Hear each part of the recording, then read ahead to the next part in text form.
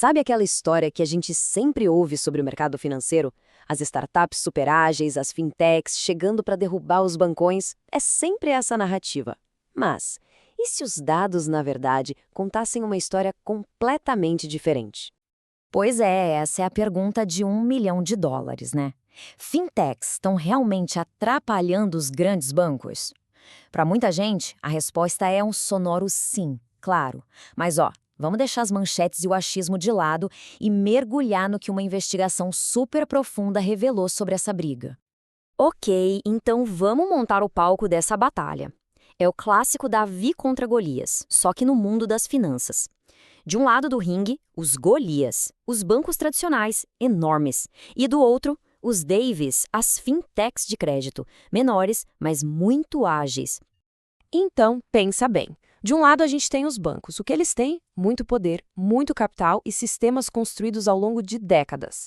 Do outro, as fintechs. Nasceram digitais, são super rápidas, criam produtos inovadores que os gigantes levavam uma vida para lançar.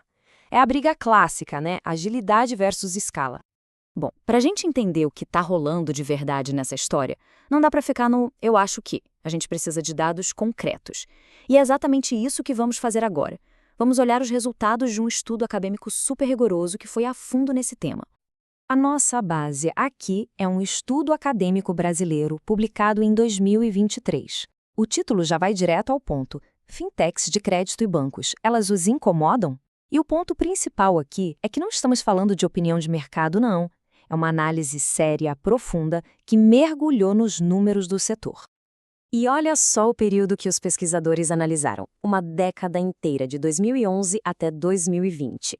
E tem um momento chave aí no meio, 2018. Foi quando o Banco Central, digamos, oficializou a brincadeira e regulamentou as fintechs de crédito. Ou seja, o estudo pegou exatamente o cenário antes e depois desse marco. Super estratégico, né? E não foi uma análise pequena, não. A escala da investigação é, sério, impressionante.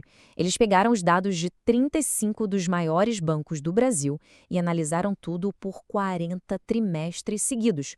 40! Ou seja, a gente está falando de uma base de dados gigantesca e super confiável para tirar qualquer conclusão. Beleza, e aqui vem a parte genial da análise. Antes de sair medindo o efeito das fintechs, os pesquisadores fizeram algo fundamental. Eles se perguntaram, peraí, primeiro vamos entender o que, historicamente, já faz um banco dar lucro ou não. E os resultados aqui, sem muita surpresa, confirmaram o que a gente já imaginava. O que ajuda um banco a lucrar? Ter mais capital e controlar bem as despesas. Juros mais altos também ajudam, claro.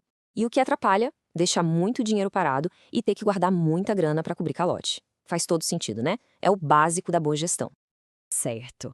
Então, agora que a gente já entendeu a base, chegou a hora. Vamos para o ponto principal, a grande revelação desse estudo. A gente vai finalmente responder aquela pergunta que todo mundo acha que já sabe a resposta. A pergunta é, depois de controlar todos esses outros fatores que a gente viu, qual foi o impacto real, mensurável, da chegada das fintechs no lucro dos bancões? O que os números disseram? Bom, a hipótese inicial, tanto dos pesquisadores quanto de todo o mercado, era a mais óbvia possível. Com mais gente competindo, especialmente empresas inovadoras, os lucros dos bancos deveriam cair. Era a aposta de todo mundo.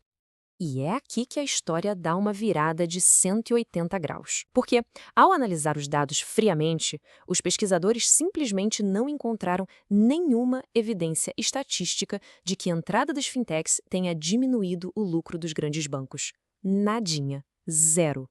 Essa imagem aqui resume perfeitamente a surpresa. A expectativa de todo mundo era ver uma barrinha apontando para baixo, mostrando um impacto negativo. Mas o que os dados mostraram na realidade foi, pois é, o exato oposto. Então vamos resumir a grande descoberta. Não só as fintechs não atrapalharam os bancos, como a chegada delas coincidiu com um aumento na lucratividade dos bancões. É isso mesmo.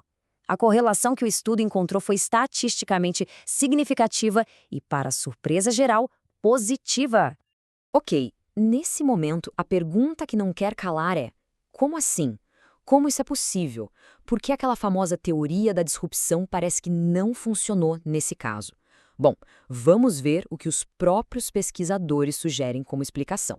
O estudo levanta duas possibilidades. A primeira é que talvez as fintechs ainda sejam muito pequenas para fazer um estrago de verdade nos gigantes. Mas a segunda explicação, que parece mais provável, é fascinante. A concorrência deu um belo chacoalhão nos bancos. A ameaça forçou os bancões a acordar, a investir, a inovar, e no fim das contas isso acabou aumentando os próprios lucros deles.